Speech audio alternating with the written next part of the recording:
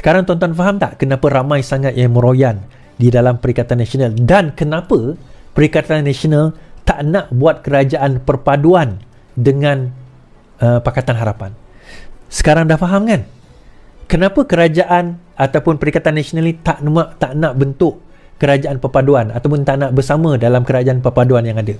Kenapa itu berlaku? Sekarang ni faham dah sebab kenapa kerajaan perpaduan ini PN tak nak siap tulis sign kat situ, kami tidak terima. Asal dia sebenarnya tuan-tuan, kalau kita tengok PN ni sendiri, dia dah yakin bahawa dia ada 115, dan saya yakin memang dia ada 115 pada waktu itu. Tetapi macam saya kata hari itu, Agong, Yang di-Pertuan Agong tak pernah kata, okey, dia berbeza zaman masa jatuh 2020. Masa tu kerajaan ada jatuh sebab dia bagi SD bahawa dia ada majoriti. Itu kerajaan dah ada. Kali kedua ni dia berbeza sebab kerajaan tak ada. So masa tu tiba-tiba Muhyiddin Yassin datang bawa SD. Dia tak bagi pada Agong. Dia biasanya kita tak boleh bagi direct pada Agong, kita akan bagi pada pegawai dia. Agong kata apa? Yang di-Pertuan Agong kata apa? Yang bukanlah kata, dia tak katalah, tapi Yang di-Pertuan Agong pada masa itu tak decide lagi mekanisme macam mana baginda nak lantik kerajaan sekarang ini disebabkan tidak ada majoriti. Sebab baginda nak jumpa dulu peguam negara, dia nak jumpa dengan penasihat-penasihat undang-undang dulu, bagaimana nak laksana, termasuklah Tommy Thomas, bagaimana nak cara langkah terbaik. Tiba-tiba datang satu grup ni nak hantar SD. Dia tak pernah kata kena cara hantar SD, dan tidak ada dalam undang-undang kata hantar SD itulah kaedah nak membentuk kerajaan. Tidak ada, sebab kerajaan tak wujud lagi. Ini kita kena faham ni. So pada masa itu Yang di-Pertuan Agong kata tak ada kaedah. So bila dah bincang, dah tengok-tengok, okey, dan Yang di-Pertuan Agong pun buatlah satu ruling. Rulingnya adalah dia akan panggil semua ketua-ketua setiap parti, dan arahan Yang di-Pertuan Agong membentuk kerajaan perpaduan. Kerajaan perpaduan maksudnya semua parti ni bergabung bentuk kerajaan. Jadi tak ada gaduh. Tak ada kata Yang di-Pertuan Agong ni memihak kepada orang ni, Yang di-Pertuan Agong ni memayung orang ni. Tak ada istilah tu. Semua jadi satu kerajaan, tak ada pembangkang. Okay, cuma yang lead kerajaan itu adalah Anwar Ibrahim, Pakatan Harapan, sebab dia paling banyak. Logik lah, kan? Tapi pada masa itu yang menolak siapa tuan-tuan? Perikatan Nasional. Yang menolak, Perikatan Nasional yang menolak. Sign, tolak. Siap buat press conference, kami menolak. Sebab dia masih confident dengan SD tadi. Yang di-Pertuan Agong kata apa? Dia tak ada pernah kata pun nak bentuk kerajaan dengan SD. Itu terpulang kepada Yang di-Pertuan Agong lah sekarang sebab kerajaan tergantung. So Yang di-Pertuan Agong tak pernah kata dengan ini beta nak ambil SD, tengok siapa paling banyak. Tak ada. Sebab kerajaan tak ada. Nak SD apa? Nak SD apa? Kerajaan tak ada. Nak SD ni maksudnya apa? SD ni maksudnya tak percaya pada kerajaan. Dengan membentuk kerajaan baru. Masalahnya nak percaya pada kerajaan apa? Kerajaan tak ada. Nak SD apa? Jadi Agong sendiri tak bagi mekanisme nak bentuk kerajaan tu bagaimana. So akhirnya Yang di-Pertuan Agong decide nak bentuk kerajaan perpaduan. Poinnya adalah kenapa dan jatuh tu pun sebab 115 tu 10 orang UMNO yang kononnya menyokong Perikatan Nasional yang sign SD awal tu, pada keesokan harinya tulis email kepada Yang di-Pertuan Agong kata tarik balik. Itu yang Hadi Awang kata sudah cukup, jomlah.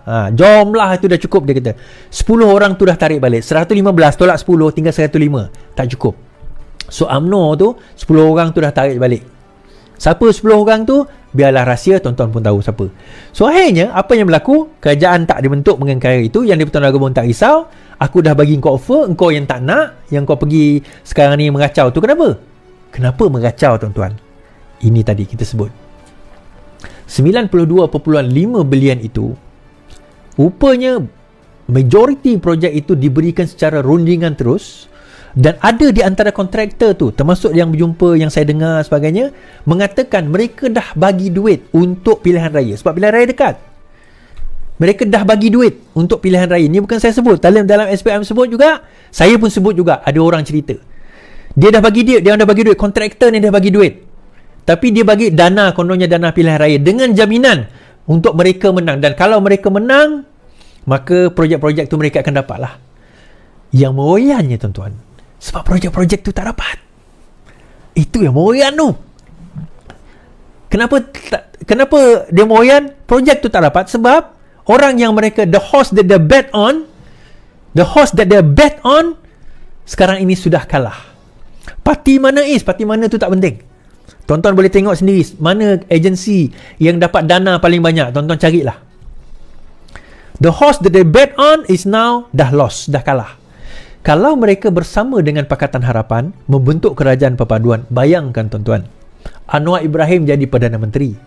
Of course, menteri-menteri itu di kalangan Pakatan Harapan.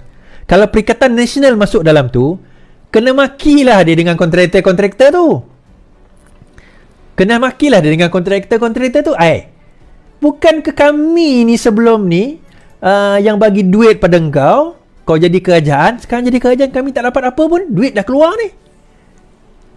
Duit dah keluar ni. Tuan-tuan, suci ke parti macam tu? Saya nak tanya tuan-tuan dan puan-puan yang dalam TikTok, yang dalam Facebook, YouTube, yang dalam Twitter saya ni. Tuan-tuan pasti ke parti yang tuan-tuan sokong takbir itu suci?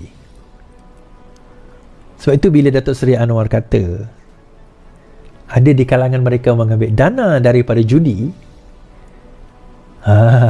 berhati-hati. Berhati-hati. Sebab sekarang ini, bab kata Datuk Seri Anwar Ibrahim, data itu ada pada saya. Saya Perdana Menteri.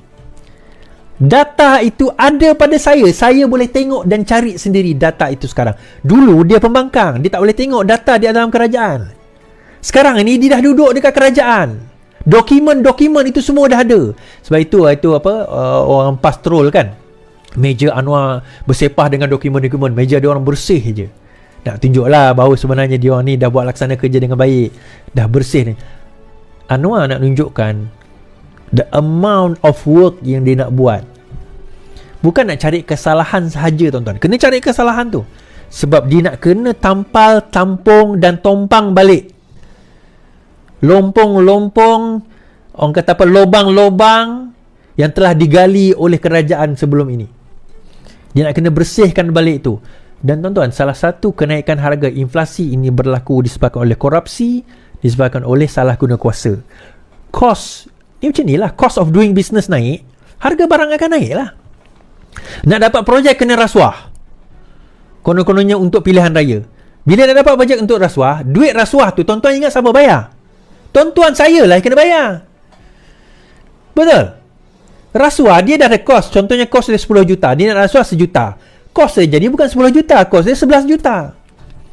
11 juta tu bila dia jual, dia tak jadi 10 juta, dia kena jual 11 juta. 1 juta tu dia transfer balik pada kita dalam bentuk jualan kos. Itu antara sebab inflasi. Cost of doing business. Tak percaya? Korang tak percaya corruption ni adalah antara penyebab inflasi. Penyebab kenaikan harga barang. Cost of doing business. Terima kasih.